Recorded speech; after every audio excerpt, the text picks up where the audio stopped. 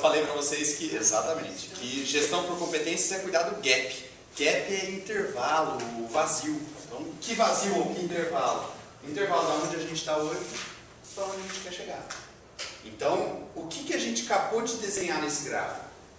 Para essa função específica, o estagiário, o secretário, o gerente, o que é esse número que a gente colocou ali? Esse 5, esse 2,5, esse 0? Para essa função, aquilo é o quê? É o daqui ou é onde a gente quer chegar? É onde quer chegar. Por quê? Porque é o ideal. A gente calculou quais são os principais indicadores para aquela competência e a pessoa que tiver a nota 5 ou a nota que a gente teve para aquela competência está atendendo os nossos requisitos. Então, a ideia do gap agora não é a gente descobrir isso aqui a gente acabou de fazer, é a gente descobrir isso aqui. E como que a gente faz para descobrir onde a gente está hoje? Com quem que a gente vai descobrir isso? Com os funcionários. Então, agora que a gente identificou os dados das funções, a gente vai identificar como estão os funcionários que estão nas funções. Para que a gente possa fazer isso, a gente vai usar um questionário, a gente vai aplicar uma avaliação. Então, no formato que a gente fez por gerente, a gente usou o próprio indicador, perguntando se a importância era forte ou muito forte. Agora, a gente vai fazer a avaliação com os funcionários, a gente vai ter que trocar um pouquinho a nossa lógica. A gente vai trabalhar com perguntas ao invés dos indicadores. Claro que as perguntas vão ser relativas aos indicadores. Então, agora, o momento agora é identificar perguntas para ser usada nessa avaliação do nível das competências. E aí tem algumas formas diferentes de avaliação que a gente pode utilizar. Eu coloquei aqui autoavaliação, avaliação do superior, avaliação 180 graus ou avaliação 360 graus. Já ouviram falar em avaliação 360 graus? O processo de avaliação em 360 graus em recursos humanos é você envolver, na hora de avaliar o desempenho de um funcionário, saber se ele está trabalhando bem, é você perguntar para ele, perguntar para os clientes que ele atende, perguntar para o superior imediato dele, perguntar para os colegas de trabalho dele e perguntar para os subordinados dele.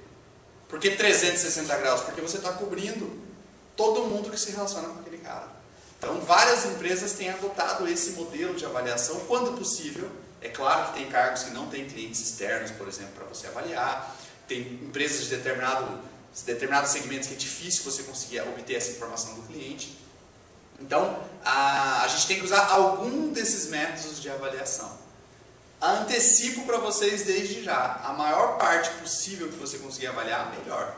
Quanto mais graus tiverem a sua avaliação, seja lá 0, 90, 180 ou 360, melhor vai ser o resultado que você vai ter.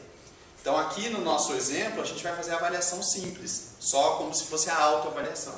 Mas num ambiente de uma organização, é legal que essa avaliação extrapole só a pessoa. Não pode só ela avaliar qual é a competência dela para uma coisa. Principalmente porque é bem provável que ela vai ter diferenças com o chefe. O chefe vai achar uma coisa dela, ela vai achar outra. Ou ela vai achar alguma coisa, o subordinado vai achar outra totalmente diferente. Por isso que é importante a gente cruzar esses vários tipos de avaliação e envolver o máximo possível de pessoas na hora de fazer essas perguntas. Então, para finalidade prática, a gente vai focar só na primeira, que seria a autoavaliação. E aí, dicas simples e fáceis para a construção das perguntas. Então, a gente vai aproveitar os indicadores, já estão todos montados e descritos com verbos afirmativos no infinitivo. Então, o nosso indicador, por exemplo, seria criar estratégias que conquistem o cliente. Como que a gente faz para transformar esse indicador numa pergunta? Simples. A gente tira o R do verbo e a gente bota um ponto de interrogação no final. Não está bem no final, ele deu uma desfigurada, mas juro que é para estar no final. Tá? Então, cortou o R e botou o ponto de interrogação, cria estratégias que conquistam o cliente. Pronto, é isso que é transformar em perguntas. Tá? Então, parece sim uma besteira, mas para quem está respondendo o questionário faz muito mais sentido. A hora que ele for avaliar e dar uma nota, porque agora ele não vai falar se é importante ou não. Ele vai falar qual que é o nível que ele tem disso. Tá? Então, assim, 99,9% dos casos, tira o R do verbo, coloca o ponto de interrogação no final, se achou suas perguntas. Essa eu acho que é uma das dicas mais valiosas do livro. Como é fácil montar o questionário, depois você tem os indicadores. Anotada a dica? Corta o R. Corta o R do verbo, coloca o ponto de interrogação. E aí, próximo passo, a gente vai avaliar cada um dos funcionários. Pessoal, vou adotar uma técnica diferente. Vamos ver se vai funcionar. Dá pra ler ou não? Melhorou. Melhorou um pouquinho só, né, Mariana? Não, mas dá pra ler. Tá bom. Vai situação, todas as vezes. Vamos testar se qualquer coisa a gente mexe.